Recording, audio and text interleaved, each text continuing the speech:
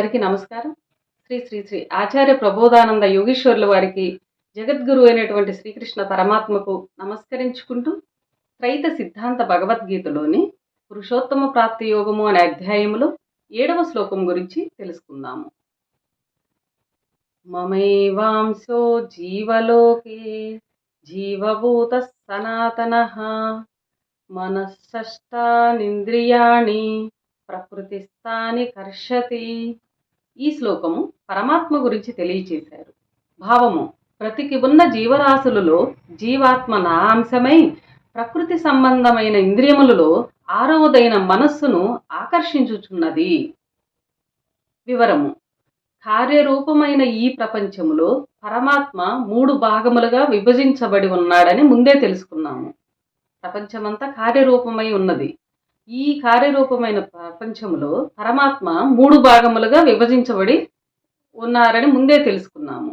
అందులో ఒకటైన జీవాత్మ పరమాత్మతో పాటు అనాది అయినే చెప్పవచ్చును.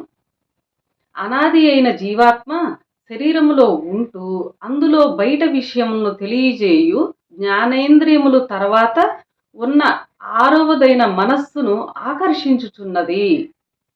ఇక్కడ ఏం చెప్పారంటే, అనాదైన జీవాత్మ శరీరములో ఉంటూ అందులో బయట విషయములు తెలియజేయు జ్ఞానేంద్రియములు తర్వాత ఉన్న 6వదైన మనస్సును ఆకర్షించుచున్నది జీవాత్మ.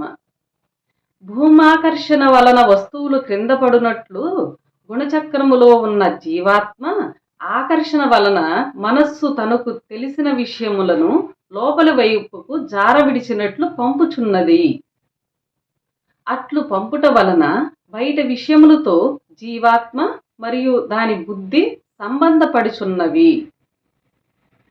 జీవాత్మకున్న ఆకర్షణ చేతనే మనస్సు ద్వారా ప్రపంచ సంబంధములు తగులుకొనుచున్నవి. ఇక్కడ ఏం చెప్తున్నారంటే, జీవాత్మకున్న ఆకర్షణ చేతనే మనస్సు ద్వారా ప్రపంచ సంబంధములు తగులుకొనుచున్నవి. జీవాత్మకున్న ఆకర్షణను లేకుండా చేయటమే బ్రహ్మయోగము.